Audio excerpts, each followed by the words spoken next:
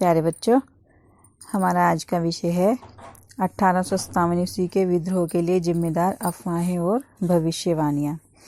1857 ईस्वी के विद्रोह के लिए बहुत से कारण जिम्मेदार थे, लेकिन कुछ अफवाहों और भविष्यवाणियों ने भी इसमें प्रमुख भूमिका निभाई थी। तो ये अफवाहें और भविष्यवाणियाँ क्या थी, उसका हम विस्तृत विवरण पढ़ेंगे। तो सबसे पहला है चर्बी वाले कारतूस, जो आपको अभी बताया था कि तत्कालीन कारण था 1857 ईस्वी के विद्रोह का चर्बी वाले कारतूस।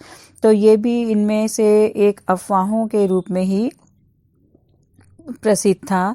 चर्बी वाले कारतूसों की अफवाह के बारे में जो जानकारी उपलब्ध हुई है, उसमें कहा कि कैप्टन राइट दमदम में राइफल इंस्ट्रक्शन डिपो का कमांडेंट था। ठीक है, कौन?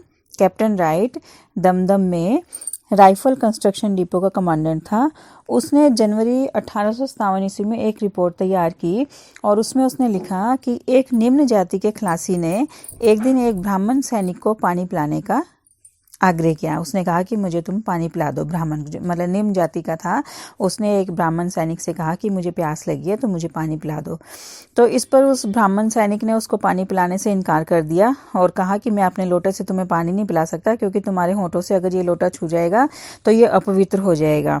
तो इस पर उस खलासी ने जवाब दिया कि तुम लोटे के अपवित्र होने की बात करते हो, अब तो तुम्हारी पूरी जो जाति है वो भ्रष्ट हो जाएगी, क्योंकि अब तुम्हें जो कारतूस दिए जाएंगे वो उनमें सुअर और गाय की चर्बी लगी और उनको तुम मुंह से छीलोगे तो तब तुम कहाँ से पवित्र होगे, जो तुम मेरे पानी पीने से ये लोटा अपवित्र होने की बात कर रहे हो। तो ये जो अफवाह थी ये जंगल की आग की तरह फैल गई। पूरे सैनिक टुकड़ियों में ये बात फैल गई और अंग्रेजों ने बहुत प्रयास किए इस अफवाह को रोकने का, लेकिन ये अफवाह रोकी ना जा सकी और इसके फलस्वरूप भारतीय सैनिकों ने अंग्रेजों के विरुद्ध विद्रोह की शुरुआत कर दी। उन्होंने इनको इस्तेमाल करने से इनकार कर दिया और आपको जैसे बताया था कि मंगल पांडे ने इन कारतूसों को इनकार कर दिया और उसके इनकार करने से जब उसको मजबूर किया गया तो उसने गोली चला दी। तो इससे ये जो विद्रोह था वो शुरू हो गया और ये अफवाह जो थी उसने इस विद्रोह के लिए एक प्रमुख भूमिका निभाई। दूसरा है ईसाई मिशनरियों की गतिविधियां। ये आपको पीछे बताया है कि ईसाई धर्म एक प्रचारक धर्म था और ईसाई मिशनरी अपने धर्म का प्रचार करने के लिए स्थान स्थान पर जाते थे और अपने धर्म का प्रचार करते थे। तो ईसाई मिशनरियों की गतिविधियों ने भी इस विद्रोह को आगे बढ़ाने में अपनी मुख्य भूमिका निभाई। उस समय एक अफवाह बहुत ज़्यादा प्रचलित थी कि अंग्रेज भारतीयों को ईसाई बनाना चाहते हैं, क्योंकि उस समय ईसाई मिशनरी भारत में ईसाई धर्म के प्रचार को जोर शोर से कर रहे थे। तो इसलिए उनको लगने लगा कि वाकई में जो अंग्रेज हैं वो भारतीयों को ईसाई बनाना चाहते हैं। जो ईसाई मिशनरी थे वो स्कूलों में, कॉलेजों में, अस्पतालों, दफ्तरों, मंदिरों, मस्जिदों और धार्मिक स्थलों, जेलों, सब जगह जाकर ईसाई धर्म का अपना प्रचार करते थे। और इसीलिए ईसाई मिशनरी ने भारत में बहुत सी शिक्षण संस्थाएं भी खोल दी थी जहां पर ईसाई धर्म पर बल दिया जाता था। और ईसाई मिशनरी क्या करते थे कि अपने धर्म की प्रशंसा तो करते ही करते थे, लेकिन दूसरी तरफ वो हिंदू और इस्लाम धर्म की आलोचना करने से भी पीछे नहीं हटते थे। अपने धर्म का प्रचार करना कोई गलत बात नहीं है, लेकिन अपने धर्म का प्रचार करने के साथ साथ वो हिंदू धर्म और इस्लाम धर्म की जमकर बुराइयां करते थे और आलोचना करते थे। तो उन्होंने हिंदू और इस्लाम धर्म का मजाक बनाया, निंदा की, लोगों को उसके विरुद्ध भड़काया और बहुत से जो भारतीय लोग थे उनको ईसाई धर्म में सम्मिलित करने का प्रयास किया। और ईसाई धर्म में प्रचलित करने के लिए वो उचित और अनुचित हर ढंग का प्रयोग करते थे, जायज़ और नाजायज़ हर तरीके का उपयोग करते थे। उनसे उसको कोई परहेज नहीं था। वो सिर्फ ज़्यादा से ज़्यादा लोगों को ईसाई धर्म में सम्मिलित करना चाहते थे। और ईसाई धर्म में जो लोग सम्मिलित हो जाते थे तो उनको अनेक प्रकार की सुविधाएं दी जाती थी, लालच दिया जाता था, जिससे लोग उनके लालच और उन सुविधाओं के प्रलोभन में फंसकर ईसाई धर्म को अपना लेते थे। उन्हें मुफ्त भोजन दिया जाता था, वस्त्र दिए जाते थे, शिक्षा दी जाती थी, चिकित्सा की सुविधाएं दी जाती, सब मुफ्त दी जाती थी और नौकरियों में भी प्राथमिकता दी जाती थी। तो इससे लोग प्रभावित होकर उनके चंगुल में फंसने लगे और ईसाई धर्म को अपनाने लगे। सैनिकों को ईसाई बनाने के उद्देश्य से सैनिक छावनियों में मुफ्त साहित्य बांटने जाते थे और उन सैनिकों को विशेष सुविधाएं दी जाती थी जो ईसाई धर्म को अपना लेते थे। तो 1850 ईस्वी में लॉर्ड डलहौजी ने भी एक अधिनियम पास किया जिसे धार्मिक योग्यता अधिनियम के नाम से जाना जाता है। इसने भी आग में घी डालने का काम किया। 1850 ईस्वी में लॉर्ड डलहौजी के द्वारा धार्मिक अयोग्यता अधिनियम पास किया गया। इस नियम के अनुसार कोई भी हिंदू अगर ईसाई धर्म को अपनाता है तो उसे अपनी पैतृक संपत्ति से वंचित नहीं किया जा सकता था। और 1857 ईस्वी में ब्रिटिश पार्लियामेंट में भाषण देते हुए ईस्ट इंडिया कंपनी के अध्यक्ष R.D. मैंगल्स ने भी ये कहा था कि हिंदुस्तान का विशाल साम्राज्य हमें परमात्मा ने इसलिए सौंपा है ताकि हम हिंदुस्तान में एक सिरे से दूसरे सिरे तक ईसा मसीह के विजयी झंडे को फहराने लगे। हम में से हर किसी को अपनी पूरी शक्ति इस कार्य में लगा देनी चाहिए ताकि सारे भारत को ईसाई बनाने का कार्य को हम पूरा कर सकें और इसमें किसी भी प्रकार की कोई ढील नहीं देनी चाहिए। तो इससे स्पष्ट है कि अंग्रेजी सरकार किसी भी हद तक ईसाई धर्म का प्रचार करना चाहती थी और बहुत से लोगों को ईसाई धर्म में सम्मिलित करना चाहती थी। इससे क्या हुआ कि हिंदू और मुसलमानों को अपने धर्म के लिए खतरा महसूस होने लगा। उन्हें लगा कि अगर इसी तरह से ये ईसाई धर्म का प्रचार करते रहेंगे तो वो समय दूर नहीं है जब ज़्यादा से ज़्यादा लोग हिंदू धर्म और इस्लाम धर्म को छोड़कर ईसाई धर्म में सम्मिलित होना शुरू हो जाएंगे। तो इससे उन्हें अपना आप मान लगा कि हमारे धर्म के लोग दूसरे धर्म की तरफ आकर्षित हो रहे हैं, तो हमारे धर्म में क्या कमी है, हमारे धर्म की क्यों बुराई की जा रही। तो इससे उन्हें अपमान सा महसूस हुआ और वो अंग्रेजों के विरुद्ध हो गए और बदला लेने के लिए मौके की तलाश करने लगे।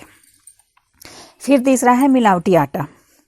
एक अन्य अफवाह भी थी उस समय जिससे भारतीय बहुत ज़्यादा भड़क उठे कि अंग्रेजी सरकार ने हिंदुओं और मुसलमानों की जाति और धर्म को नष्ट करने के लिए एक बहुत ही बड़ा काम किया।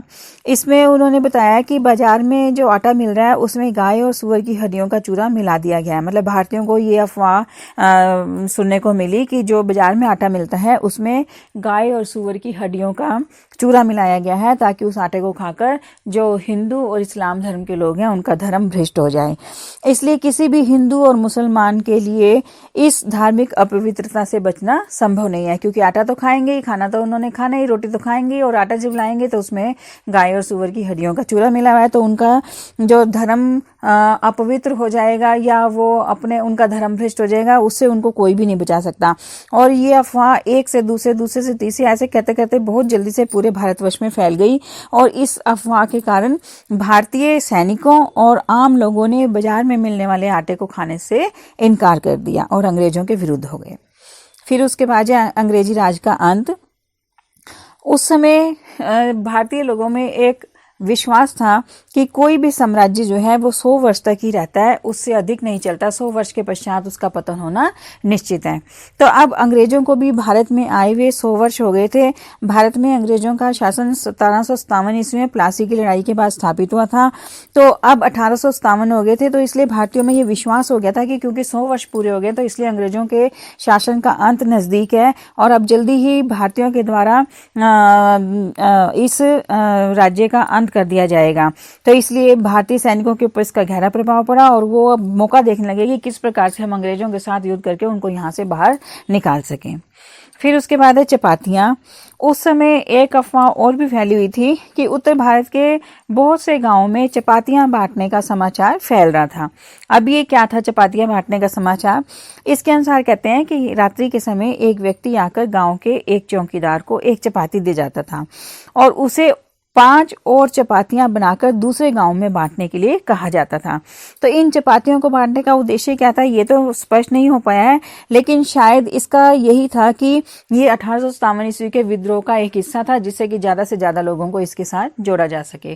कैसे, मतलब कि स्पष्ट नहीं है कि ये चपातियों वाली अफवाह थी या सच था या किस प्रकार से विद्रोह के लिए लोगों को एकत्रित करना था। इसका उद्देश्य शायद यही हो सकता है कि जैसे कोई एक व्यक्ति एक गाँव में जाकर चौकीदार को एक चपाती देता था और उसको कहता था कि आगे उनको 5 चपातियां बनाकर 5 गांवों में देके आनी है। तो इसका मतलब ये था कि ज्यादा से ज्यादा, मतलब जैसे पहले एक गांव में चपाती दी गई तो एक गांव के लोगों को जागृत किया गया, फिर उसके बाद वो 5 गांवों में देंगे तो वो 5 गांव जागृत होंगे, उनको समझ आएगा कि हमने अंग्रेजों के विरुद्ध लड़ना है।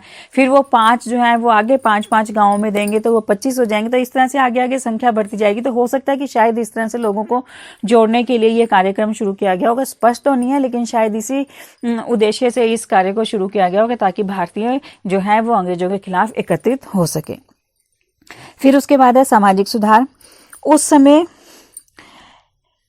अंग्रेजी सरकार भारत में बहुत से सुधार कर रही थी। तो इससे जो भारतीय लोग थे उनको ऐसा लग रहा था कि हिंदू धर्म का अस्तित्व खतरे में पड़ गया है। लॉर्ड विलियम बेंटिंक ने 1829 ईस्वी में सती प्रथा पर प्रतिबंध लगा दिया और इसके प्रभाव के बारे में लिखते हुए कहा जाता है कि जो ये प्रथा थी ये बहुत ही दयनीय प्रथा थी, तो इसलिए इसके ऊपर प्रतिबंध लगाया गया था। लेकिन भारतीय लोगों को ये लगने लगा कि हमारे धर्म में हस्तक्षेप किया जा रहा है। और लॉर्ड विलियम बेंटिंक ने 1835 ईस्वी में भारत में पश्चिमी शिक्षा अंग्रेजी माध्यम से देने का निर्णय किया। उसने पश्चिमी विचारों और पश्चिमी संस्थाओं को प्रोत्साहित किया। भारत में अंग्रेजी माध्यम के स्कूलों और कॉलेजों की संख्या में तीव्रता से वृद्धि की गई और इसके साथ साथ पश्चिमी विज्ञान और उदार कलाओं के बारे में पढ़ाया जाने लगा। 1853 ईस्वी में 1853 में लॉर्ड डलहौजी ने रेलवे और टेलीग्राफ का आरंभ किया, तो इससे लोगों को और भी ज़्यादा खतरा बैठ गया। रेलों में बैठने के लिए जो व्यवस्था थी उसमें सब लोगों को एक साथ ही बैठना पड़ता था, उसमें जाति का कोई भी ध्यान नहीं रखा गया था। तो ब्राह्मण किसी भी सूरत में निम्न जाति के लोगों के साथ बैठने के लिए तैयार नहीं थे, तो उनको लगा कि अंग्रेज उनका धर्म भ्रष्ट करना चाहते हैं, इसलिए उन्होंने रेलगाड़ियों की शुरुआत की है।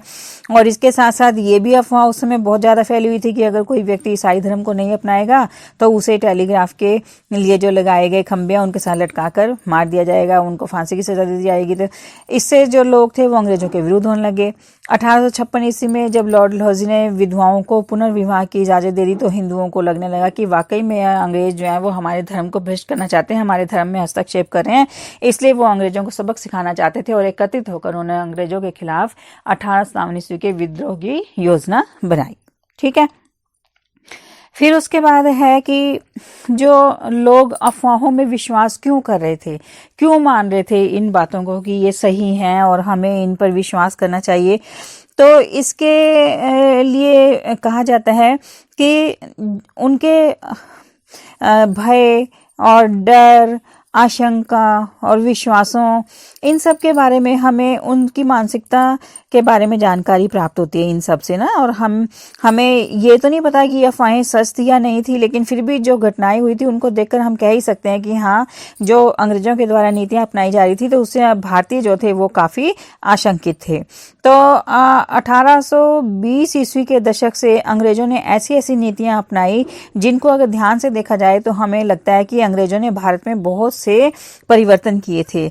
ब्रिटिश सरकार ने भारतीय समाज को सुधारने के लिए बहुत से कानून पास किए, पश्चिमी शिक्षा देने का निर्णय किया, सती प्रथा पर 1829 ईस्वी में प्रतिबंध लगा दिया, 1835 ईस्वी में पश्चिमी शिक्षा देने और अंग्रेजी माध्यम से देने का निर्णय किया, 1856 ईस्वी में हिंदू विधवाओं को पुनर्विवाह की अनुमति दे दी गई, 1860 ईस्वी में लड़कियों के विवाह के लिए न्यूनतम आयु 10 वर्ष कर दी गई, 1872 ईस्वी में अंतर्जातीय विवाह को स्वीकृति प्रदान कर दी गई और अंग्रेजों ने अपने अधीन जो क्षेत्र थे उनमें कानून और भू राजस्व प्रबंधों को नए नए जो थे उनको लागू किया। तो इन सब को देखकर लोगों को अंग्रेजों के प्रति आशंका होने लगी कि वो पता नहीं यहाँ क्या करना चाहते हैं, हमारे हिंदू धर्म के ऊपर प्रहार करना चाहते हैं, हिंदू धर्म को भ्रष्ट करना चाहते हैं, हमारे समाज में परिवर्तन करना चाहते हैं, हमारे रीति रिवाजों को बदलना चाहते हैं। तो इसलिए वो आशंकित हो रहे थे। लोगों के मनों पर गहरा प्रभाव पड़ रहा था इन नीतियों का और वो बहुत ज़्यादा डरे हुए थे कि शायद जो हमारे धार्मिक रीति रिवाज हैं उनको ये सरकार नष्ट करके ही छोड़ेगी और ऐसा व्यवस्था को लागू करेंगे जिससे कि हमारा धर्म पूरी तरह से जो है वो समाप्त हो जाएगा। और ईसाई प्रचारकों ने तो और भी ज़्यादा आग में घी डालने का काम किया, जिससे इन अफवाहों को बहुत ज़्यादा बल मिला और लोग मौके की तलाश करने लगे कि कब हमें मौका मिले और हम अंग्रेजों के खिलाफ शर्त उठाएं और उन्हें यहाँ से बाहर निकालने में सफल हो सकें। धन्यवाद।